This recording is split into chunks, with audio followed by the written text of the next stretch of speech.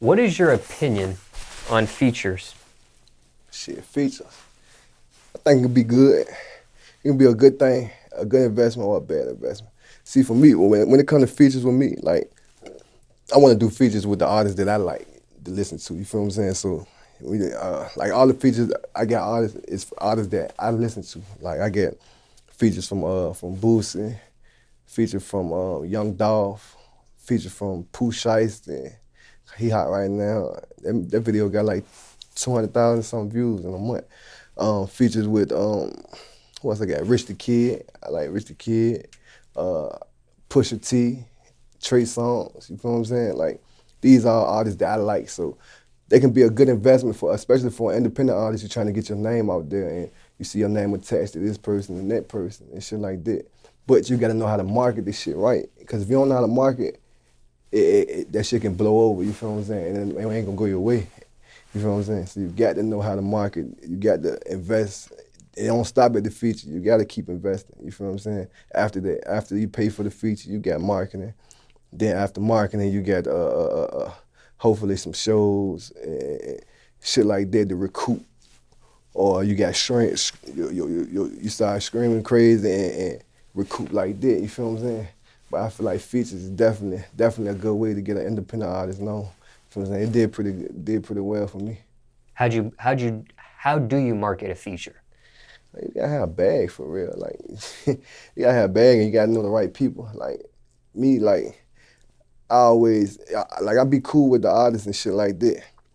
You feel what I'm saying? And I see eye to eye with them, cause like I said, all the artists that I feel like I do features with is just real niggas, like real people that I listen to, that I can listen to and shit like that. But most of the time I meet the artists, I chop it up with them, but you want to meet the people behind the scenes, the people who behind the artists, who making that happen. And hopefully y'all can come to some type of agreement where they help you promote. Or if not, you just kind of pick their brain to see what they know and how did they get to that point. You feel what I'm saying?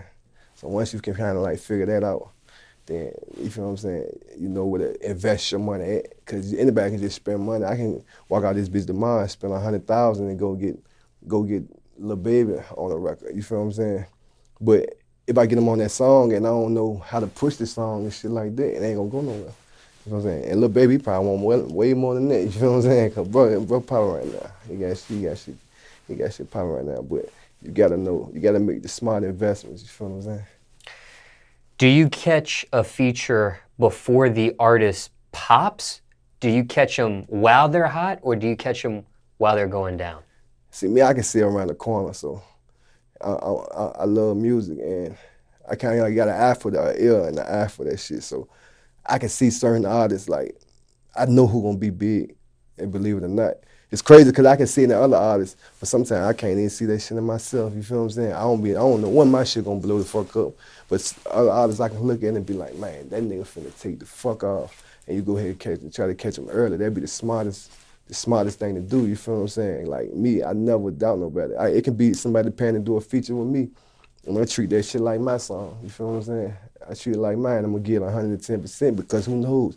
That might be an artist that gonna blow up. He might take off before me. So I'm gonna get 110 because if this song blow up and shit, I'm still trying to get to a certain point, that shit might help boost me, and I don't want it to take off and have me on there sound any kind of way. You feel what I'm saying? So I'm gonna get 110%. You feel what I'm saying? That's why a lot of people have been buying features from me lately, because they know I'm gonna give you 110 on that verse.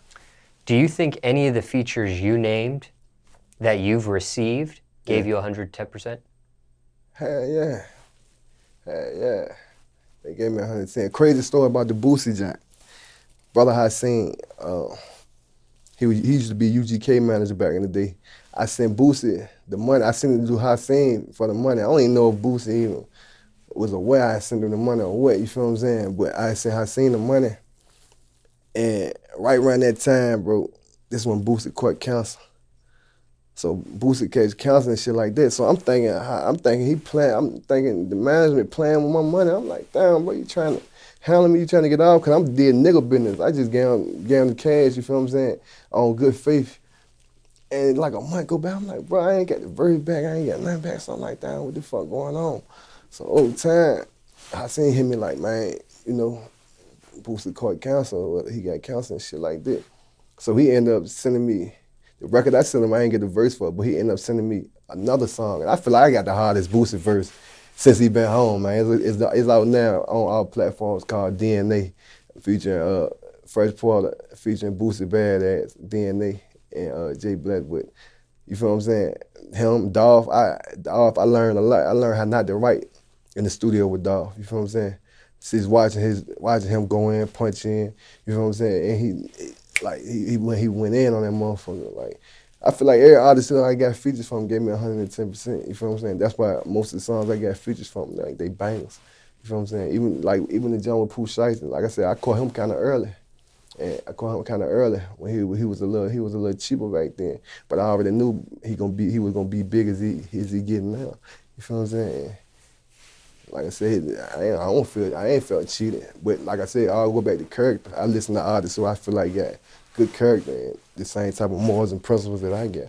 You feel what I'm saying?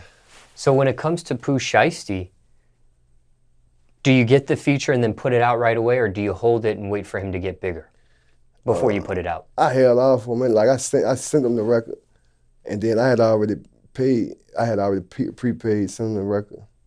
He knocked it out, and I was already planning ahead for the video for when he came into town, because my homeboy keyboarded him in. You feel what I'm saying? A couple of months later, and when he got there, he came straight to the hood, straight in my hood, man. We bought the whole sit out for that shit. No security or nothing. I salute that young nigga. And a lot of young niggas ain't going nowhere. And we got like the most dangerous city in Virginia.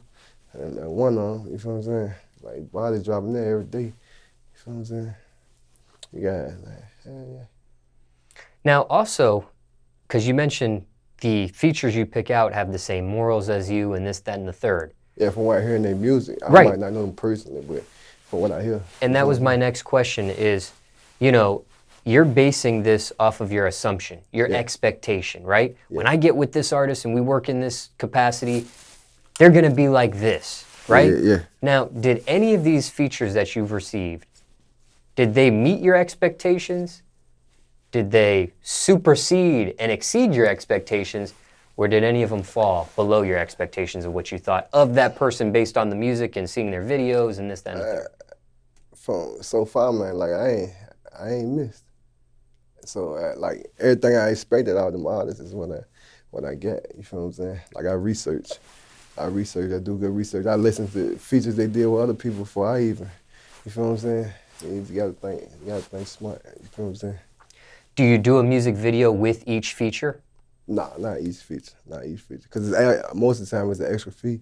And like I said, when I did the Jones with Boosie, Dolph, I got an in-studio video with Dolph. You feel what I'm saying? He did that on GP. He ain't charge nothing extra. Won't no bougie shit or nothing like that.